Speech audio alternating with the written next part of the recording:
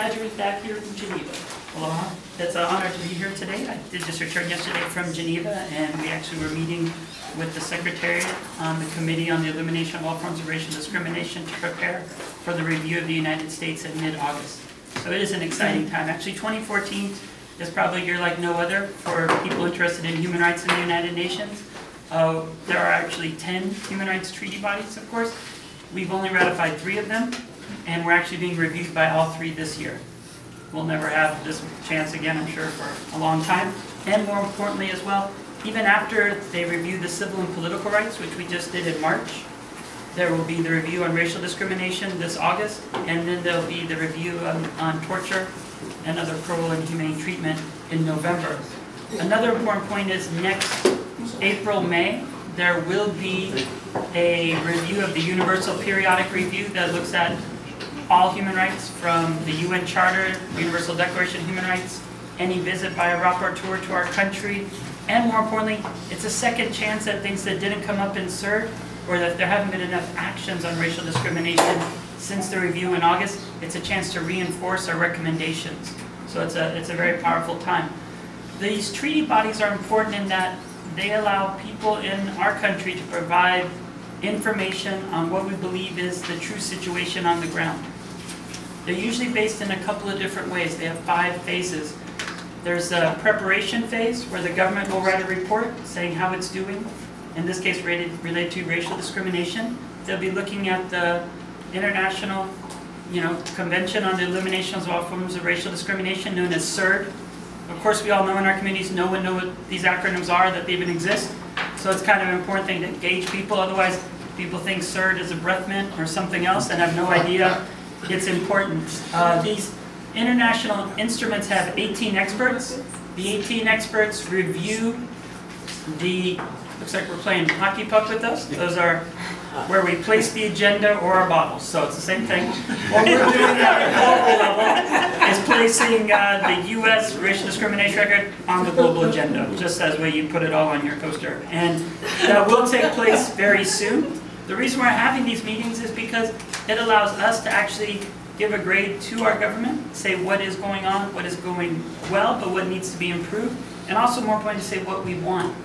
The U.S. report is already written, people can look at that, but more importantly, we get to write a shadow report, they're called, where you go article by article and point out either what the U.S. is saying is absolutely true, or more importantly, look at what questions we think these experts should ask our government, and more importantly, what recommendations. So it goes beyond what's wrong, but also to get the ideas from the community of what we want and how we want our country to adjust this issue and truly eliminate racial discrimination.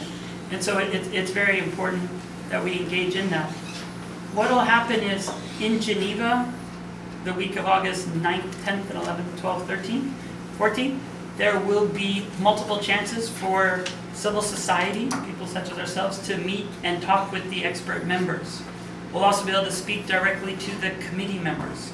It's an exciting committee. They actually have the first indigenous person to ever chair a UN treaty body named Francisco Calle. He's from Guatemala, so he's very aware of a lot of the issues. He comes to that role as an advocate who had been responsible working with his community on indigenous rights and focusing on racial discrimination in Guatemala. So the chair is very sympathetic. The 18 experts are already identified. We actually know who the special rapporteur will be. The rapporteur will be the main one responsible for the first lines of questions. It's the expert named Amir, so you can look up information about him. That's one of the things when you go to this committee body, you're then asking these 18 people to be your voice in this review. There's also a chance for civil society to speak. We'll actually have side events. We'll have a breakfast meeting with the 18 experts to present findings such as what comes out of today, and bringing impacted individuals to also speak for themselves, to share the situations of what they're living with. The other last important point, as well as it'll be actually televised. There'll be a webcast. So we can actually organize, kind of similar to the World Cup lately, that kind of getting everyone together on big screens and meetings such as this to watch the 6-hour review of the United States. It'll be an evening from 3 to 6, and then a morning from 10 till 1. And then importantly, at the end of August, they'll issue a report. The important thing is follow-up. Most people get excited about participating, telling the world what they think and putting pressure on our government, and then when it comes to follow-up, it's like, Ooh, that was a lot of work. So, time to go back to school and other things. So one of the things we really hope is that we're having this important preparation phase, but that we remember throughout all the other phases through implementation, and that we work on some important reform in our country. So I'll just briefly end there because I know we have lots of great speakers with important insight. Do we condemn the United States for its human rights abuses, or is this just an exercise in futility? That's a great question. No, I would say it's definitely not an exercise in futility. I mean, I think the benefit of these reviews is actually, it's something that our country should do. We should actually have our own reviews. We only focus on when the results are released about the stock market and all kinds of other issues, but human rights should be a review. So the important thing of the UN mechanisms, the CERD and the UPR, is that it's asking the government, how are you doing? And it prompts a national dialogue. It should be bigger and better, I believe, but it's important that that does happen. So just for that alone. But these 18 experts, actually, I can tell you, it'll be entertaining to watch. Many of them, of course, some aren't fans of U.S. in many ways, based on imperialism and other actions throughout history, but a lot of them are also, they're human rights advocates that are appointed by their other countries, and they're from the 5 regions of the world. So their job also is to make sure that CERD is implemented in countries, and if a country does ratify that, it takes action. So they will give recommendations, and they will definitely be as pointed as the information that we provide. And the recommendations also point out next steps that should be taken. So then it's our role then, again, we start the conversation, but then we also put pressure. And it does work in other countries. You made the point that a lot of people don't even know what CERD is, and they think it's a breath mint and all of this, and kind of related to the previous question, they are going to come out with recommendations, and they do every 4 years or whenever they do this, every 2 years. And yet the American public never sees it. How can we get this publicized? How can this be, front page news in the New York Times, which I know it never is. But I mean, we ought to be hearing about this assessment of our performance on human rights. Yeah, well, actually, there's 2 things I can tell you that will definitely get news. Mother Trayvon Martin will be attending, so that will bring a lot more attention than most people ever thought. That'll be brought up under special themes that I'll share with you. So they just released the themes of the initial conversation, and under that they actually talk about stand your ground, and that'll be brought up there. And also specifically when you see it later today, 5 and 6 will be the theme areas. So that's one thing. It depends on how well we organize, and that's the important thing. And we don't do these enough. The webcast, I think, is valuable as well. We have a famous musician that will actually be performing in Geneva the night of the review that just happened, but I met the concert promoter, and we're negotiating to do a big press release and also include that in the evening event. So, it's about building the knowledge and awareness about this review. So I think there's certain things that are happening, but of course, it should be front page news all the time, but human rights always isn't. It's when things get really bad that it's covered. That's how bad it is. But our idea of CERD, but more importantly the UPR in the future, is that it actually is more and more people are more involved in participating. And even tonight, like after this, I've got another UPR consultation with human rights educators, and they're working on things that is definitely more preventative in the future that would eliminate racial discrimination through knowledge. So there's a lot of people working on it. There's more that we need to do, but I think those 2 announcements are 2 that will kind of shift the focus. The one person's even in Tremors on HBO, and he's a musician, and all kinds of different things, and he's going to make it part of his concert and everything else. So yeah, those are 2 things. It's obviously not enough yet, but each one around this table could take actions and share it with our networks and grow it as well. We have 2 questions. Sherry? Prisoner abuse in the United States for quite faithfully, especially recently, and I have been cutting out all the clippings because my theory is if you've got a reporter who's already shown an interest in a subject because they're writing about it repeatedly, then follow them, get to them. And I have copies of them. I'd be happy to forward them to Ginger or some other method, whatever you like. But the Times is onto this. We operate one of the few degree-granting college programs in the country. We have 5 programs for men and women in medium and maximum security prisons here in New York. We have 334 men and women currently enrolled in college programming. We've given 349 degrees in the past 14 years. We're in Takana Correctional Facility for the women, Sing Sing for the men, Green for the men, Fishkill for the men, and Sullivan for the men. It's 2 max prisons and 3 medium prisons. We received no state and federal funding, and if you remember in March, the governor announced that he thought we should be paying for this. Made my life hell, because the fact is, people support it because they're not paying for it. Right. When my mom and dad are retired New York City cops, they don't like what I do. They spent their career putting people in prison. The idea that we'll reward them with, well, that education to reward is a whole other argument, but that we'll reward them is an argument in my family. But the fact of the matter is, not a single one of our graduates went back to prison in the first 13 years. Now, if you take that times $54,000 a year, times the 60% national recidivism rate, we're saving New Yorkers millions of dollars a year for something they're not even paying for. Now, we've been really, really lucky with folks like Whoopi and the Buffetts and Harry Belafonte and Tim Robbins and Ice-T that have the means to support what we're doing and believe what we're doing and have vocalized that. We made a movie last year called the Sing Sing, University of Sing Sing that aired on HBO this year. Those things have helped us be legitimate, because you could do great work and not be legitimized for it. All of a sudden you're on HBO and, oh, that sounds interesting. And also, just to take it a little bit further, when I was arrested, I was in the 9th grade. New York is one of only 2 states where at 16 you're sentenced as an adult. When I went to prison as a teenager, I was 2 inches shorter. I wasn't shaving yet. I weighed 119 pounds, and I still had braces on my teeth. And when I tell you that I went to a world I didn't know existed, I didn't know it existed. I had no idea. And the movies that you see on TV do not justify what is actually happening there, but I will take it in a very different direction. When I tell people I went to prison as a teenager and grew up there, I got a 24-year sentence, I served 16 of the 24 years, people say, oh my God. But the fact is, it was a very black and brown place. I was in cell blocks, and Sing Sing is the largest cell block in the country. I was in galleys in Sing Sing where I was the only white man. And, or white kid, depending on how you look at it. I was raised by those men. I wasn't victimized, I wasn't picked on. I was taught about more. I was a confused, mixed up kid. And you know the cops' kids are the worst. So, that was a joke, come on. So, I'm the only one laughing. So, the fact of the matter is, I was supported by my family. They were there for me, but they couldn't be with me.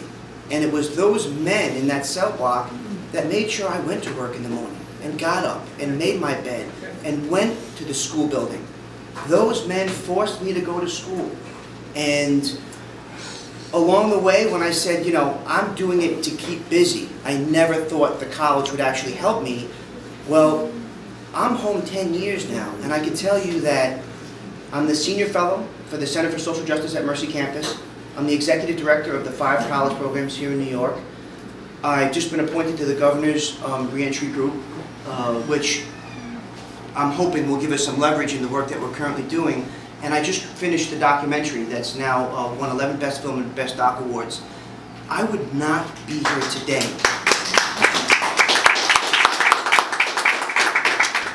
I would not be here today if I didn't go to school. I would not be here today if those other men in those cell blocks that everyone deemed as worthless didn't raise me and teach me the morals and values I needed to see when I got out, even though most of them are not coming out. And for the officers and staff at Sing Sing that raised me like I was their own. That's not the story you hear about when you talk about prisons and the prison justice system. Now, don't get me wrong, not all the staff treated me well. Not every prison is the same, but I was in 9 different maximum security prisons before I was 22. And I can tell you from someone that served 16 years in 9 different prisons, everyone's a little different, every person's a little different, but I was treated like a human being for the most part. And I was blessed to go through that experience, because I would not be here today if I didn't go to prison. I'd probably be dead. Do we have questions? Daily basis that don't get any of the credit that they deserve. But the fact is, college, an accredited college program, is very easy to document and to show how it's working. And having the 0 recidivism rate for the first 13 years has helped put me on the map. But it's just not done and our governor wants to do it. The governor made an announcement. We need to do this and pay for it. We know it works. It's the best money we could possibly spend in a system that we know is failing. And he got his ass handed to him by the Democrats and the Republicans.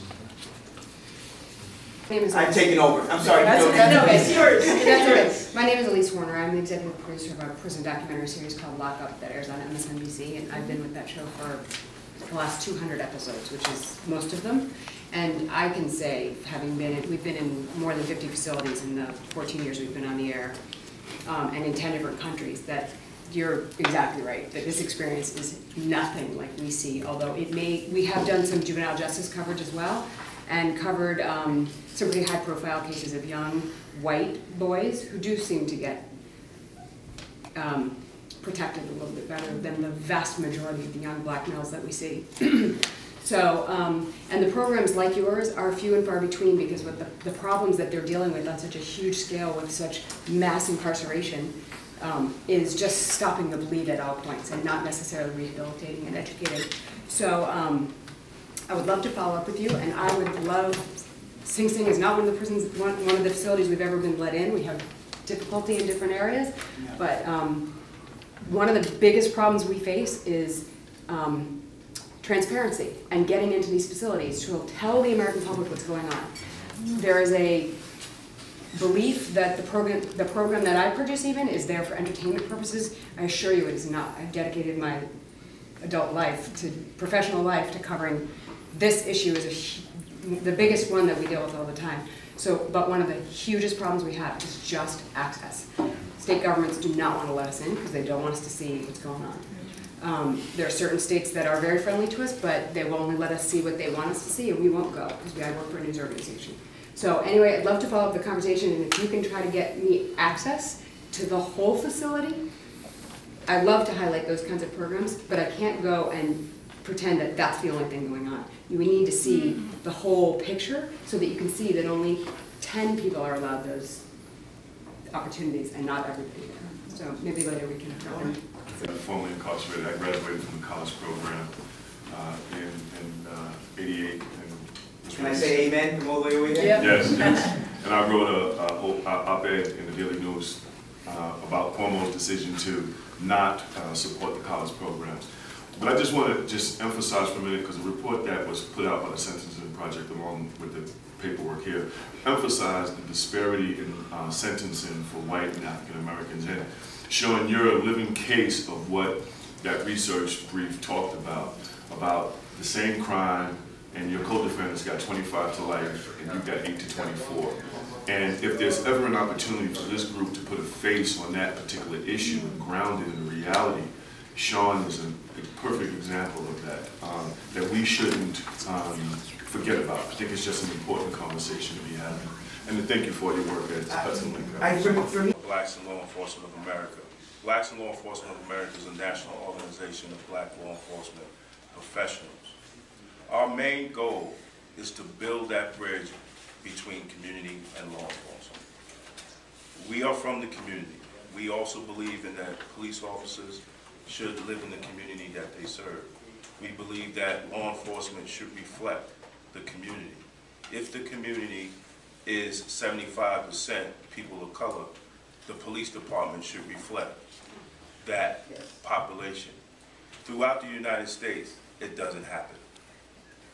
Within New York, especially in I live in Westchester County, within the next 30 years, you'll hardly see a black cop on the street. Why is that? Because of the relationship between young black men and women and the police department. It's a toxic relationship.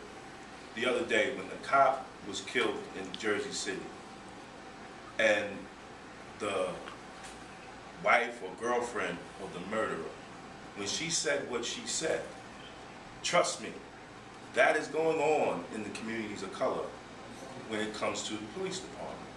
I was on a radio show out of Washington, D.C., and recently, 4 black New York State parole officers was held at gunpoint while they had their New York State parole vests on, their badge around their neck, and in a New York State parole car, was stopped by the police, pulled out of the car, put on the ground, and held at gunpoint for 30 minutes. Even after one of the police department's own officers identified one of them, said, I know that guy, he is a parole officer. They still kept him there for 30 minutes.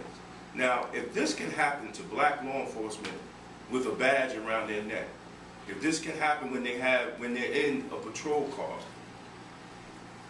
we can not even imagine what's happening to our young black men and our young black women out on the street, the stories that they don't say. That's why we have programs. It used to be, what do you do when you stop by the police? But because of so many young black men are being shot or killed by police, we changed it to, how do you survive police confrontation? To try to teach young kids what to do, what to say, and how to get home safe. Because every police officer has what they call policies and procedures. And what is that policy and procedure? To make sure that you protect your behind and you get home safe. Our children should now have those same policies and procedures when confronted by a police officer, because we are losing too many young men and women to confrontations with law enforcement. We just saw, last week, the video of the cop pummeling a grandmother on the ground. I'm a correction officer. I've been working for 25 years. You don't have to pummel somebody to put cuffs on. You don't have to do that. And then 2 years ago, you had the senior, Kenneth Chamberlain Sr. He pushed his life alert button by mistake. The cops came to the door, and then they ended up killing him. And the whole episode was recorded on the life alert machine. They called them racial names. These are the police officers. You would have thought that it was a gang outside their door. But there wasn't any charges brought on the police officers. The DA found no reason to press charges. And the DA also said that calling him an N-word was a means to distract him, was a tactic. This is from the DA's office. So what do you think when people see that? What do you think about the police? What do you think about their community being policed? So we use our organization to continue that bridge, because if our community or the Latino community or other communities or basically poor communities, if they don't see law enforcement criticizing and holding their brothers and sisters accountable, there will be more shooting of police officers. There will be more people trying to kill police. Everybody called the brother out in California, Dona, crazy when he flipped. We're not condoning what he did to the LA police officers. But if you read his manifesto and you really talk to black cops off the record, they will say everything that he said was correct. What black cops go through in these police departments, what we go through on a daily basis, seeing the racism and discrimination and the civil rights violations. And the problem is, most of the people that they do it to are poor people. They can't afford a good lawyer. They can't spend $10,000 to $15,000 for a good lawyer and fight the case. So what they do, they cop out, they take it on the chin, and they go back on the street, and then they're a victim down the line. Now, being in corrections, like my brother Darren said, corrections don't correct anybody. They really don't correct anybody. They had a program in our jail, and they was teaching people how to take interviews and shop for jobs. And one of the inmates said, Mr. Jones, I got 83 misdemeanors. Why am I in this program? I got 83 misdemeanors. Nobody's going to hire me. Some of the programs are just about numbers, keeping the bodies in the programs so they can continue to get the federal grant money. But when them kids go out in the street, they really don't have any skills. And then they might stay out of trouble for about 6 or 7 months. I give them about 6 or 7 months, then they go back to the same thing, and then they're back in jail. We need programs like Sean to be in all facilities. But we also need correction management to be proactive on those programs also. Now, we talk about jail being a moneymaker. Many jails are privatized. They're corporations. Corporations are people too. And they want to make money. New York State is one of the few states that has the anti-privatization bill for local county jails and state. So there's really not that profit looking at it. But if you deal with in the Midwest, on the West Coast, there are a lot of privatized jails. And they spend a lot of money lobbying. The whole big immigration push was from the privatized jails, so they could fill those jails up. But we're not addressing it on a national level. We're not talking about that on a national level. And we're not talking about the continuation of young black males being killed by police. I mean, you hear about it almost every day. I mean, that's something that needs to be brought to the UN, because the police departments now are like extensions of the Army. We got rid of the nice shirt and the tie and the shiny shoes, and we put on fatigues now. And we're able to walk around with an M16 and walk in the projects with a rifle out, you know, showing force. When Commissioner Bratton said, "Oh, we're going to put 500 officers out on the street," that really don't stop crime, because they just wait till the 500 officers go. Because I've seen it before. That doesn't stop crime. You have to have a proper relationship with the community if you want to stop crime. You have to have politicians that will really truly understand the correlation between poverty and crime and violence.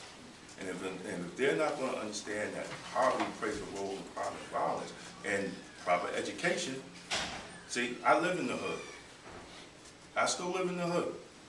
So I would like to know that kid that I see every day, when he comes out of jail, he's trained in something. It only costs $15,000 to go to Westchester Community College.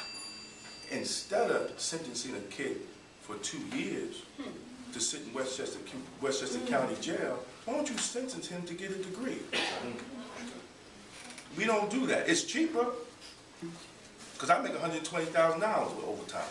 So it's cheaper to send him to Westchester Community College than to pay me and to sit and watch him. But those are the things that we need to talk about, the alternatives, so these kids can come out and be productive citizens and gain a skill. But it's the constantly, they just want numbers. They just want numbers. And we need to really address that. And I think another thing is to really put on an agenda is the relationship between law enforcement. Because I truly believe that after 9/11, they had backdoored the Posse Comitatus rule, where you cannot use the police departments as standing armies. Homeland Security backdoored that. That's why they have Homeland Security. Because when they had the Occupy Wall Street marches throughout, the police departments were coordinated through Homeland Security. They're not supposed to do that. You can't use police as standing armies. And that's what the United States government did. So now the police departments are actually an extension of the United States government. And we're not seeing it. So the protect and serve is out of the door and is basically contained and controlled. And that's what our police department is. Thank you. Thank you. My name is Bill Carter. I am the Commissioner of the Department for Community Resources in the town of Greenburgh, a town in Westchester County. I run a large community center that is kind of a one-stop service organization for people throughout the lifespan, with special emphasis on working with youth and adolescents and those young people transitioning into adulthood. I'm really overwhelmed with the amount of knowledge around this table and hearing what people have to say. And as I was driving down here and stuck in traffic on the wonderful Interstate 87, I was thinking what I was going to say. And one thing that came to my mind, and I've been out of school for a while, so my things, I thought about organization theory, and organization theory was one of my favorite theories because it talked about how organizations, their sole job is to remain an organization. And what does it take to remain an organization? How do you survive? How do you prosper? You need fuel. And if you reduce it, our criminal justice system, to what it is, a big business organization, it needs fuel. What is that fuel? Young men and women of color, young, poor whites. That is the fuel that runs the engine that is an organization. Because once that fuel is in the organization, it becomes waste. Most of it becomes waste, and that waste is recycled back into becoming fuel. Because once you're in the system, the likelihood of you going back in the system goes up exponentially. And all that was going through my head while I was cussing the truck drivers and all those things that was trying to hit my brand new car. But the point is, I think, is what we do is we deal with prevention. We also deal with intervention, and we also deal with reentry. We have a number of young men and young women who have been incarcerated who comes to us, and we find internships. We do things with them and try to reintegrate them into their community. We do mediation with their parents, with their grandparents to get them a place to live. We see a lot of the 16, 17, 18-year-old kids who can't go back home, and we find places for them to live and things like that. But we also provide summer employment. We also provide all kind of educational programs. We look at job readiness, transition programs, and do all those things. And we've been very successful. We just celebrated our 45th year in existence. I've been the commissioner for the last, how long have I been there? 6 years. I've been there for the last 6 years. And when I say very successful, it's almost with a caveat because you only have so much to offer. Just like Brother Jones say and Sean say, we could train them all we want, but we don't have no jobs to send them to. You know, you're just a skilled, unemployed knucklehead, you know what I mean, who's going to go back to do what you do. And so it becomes very frustrating. And I believe that from the organizational standpoint, our criminal justice system is, and it's all interconnected. I got my friend, Dr. Chase here, the attack on public education. That's right. The attack on public education, I think, is tied into young people, becoming disheartened, disenchanted, disrespected, disavowed, just totally dissed, and it's all meant and built because all of us know, especially correction officers and people who are in this profession. I used to work for George Soros, the After School Corporation, evaluating after school programs all over the state of New York, and I used to travel, and I used to go to all these towns with a prison. And the whole economy is built around the prison. That's right. The whole economy. Right. I go into deli to get a sandwich, and all the sandwiches is named after inmates and correction officers. I give me a Sergeant O'Malley Holy Mayo. And so,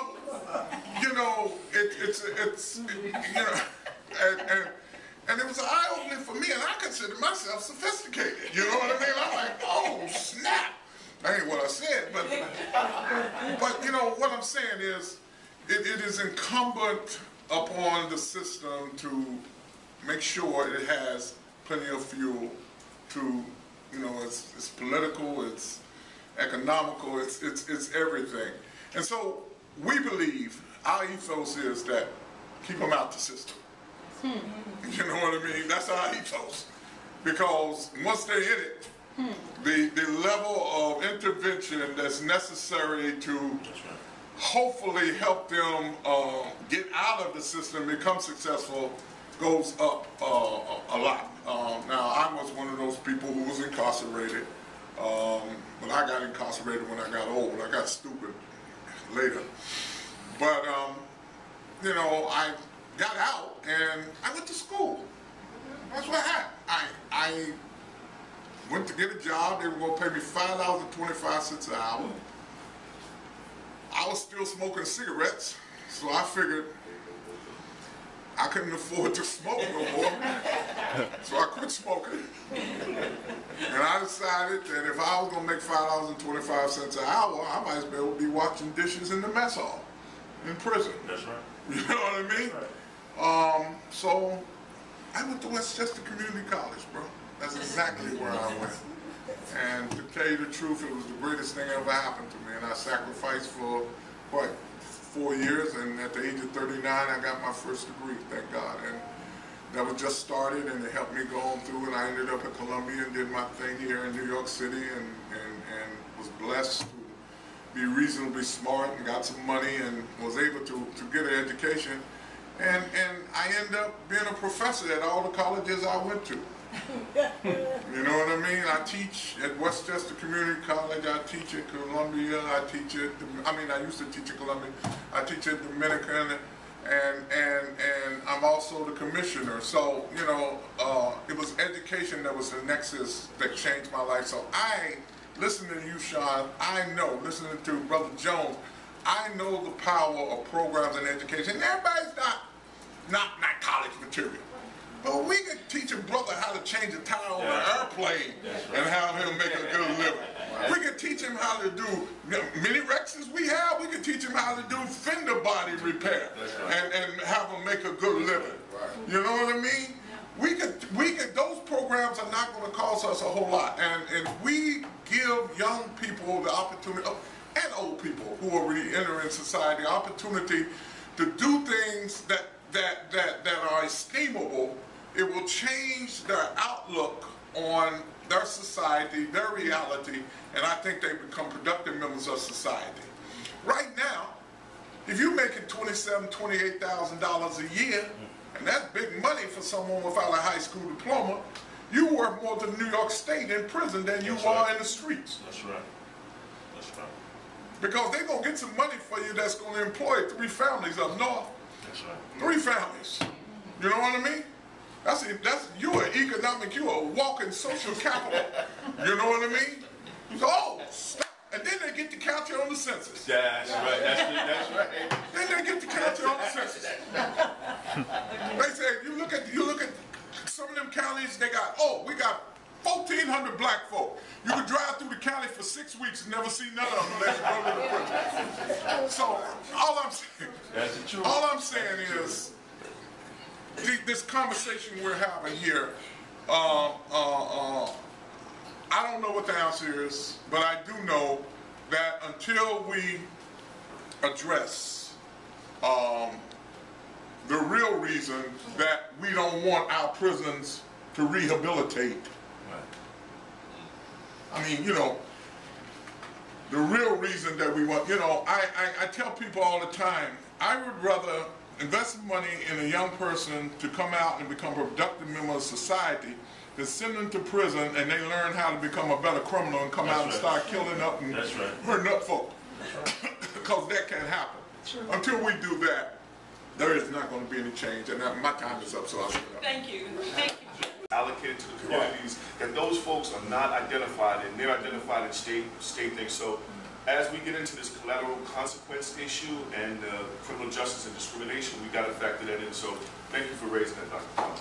On education, I also work in my community by myself, like helping educate other kids, as was mentioned by the two, Mr. Jones and Mr. Cooper. It's Carter. Oh, Carter, that's So I want to thank Ms. Bingstock for this time, you know, because she's opened this time that, you know, send me the information, I can come out and learn some things from these panels. Okay, let's go quickly to Brennan. I'm Ryan Kaminsky. I'm the Human Rights Fellow with UNA USA. David Stillman, a member of the New York State Southern Division of the UNA USA and Executive Director of a nonprofit called the Public-Private Alliance Foundation. I'm Sherry Murphy. I serve on the board of the United Nations Association of New York and have for 14 years. And I also serve on the board of ECPAT, which stands for End Child Prostitution and Trafficking. And I've been on that board for 2 years. Brenda Smith, UNA, USA, Westchester. I'm Tahira Dupree Chase, and I'm the interim superintendent of the Greenburgh Central School District. I'm responsible for educating over 1,800 children.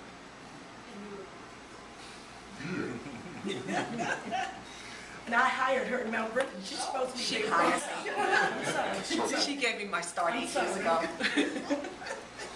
Love this lady. I am Yana Edwards, a member of the UNA USA Westchester chapter. Also in politics, not a politician in the city of Mount Vernon. I'm Michael Ambrzek. I'm taking photos on behalf of UNA Westchester. That's very good. My name is Audley Seymour Foster. I'm a member of the United Nations American Association of Southern Division of New York. I'm also an attorney, immigration attorney, so I can relate to some of the human rights issues you've raised.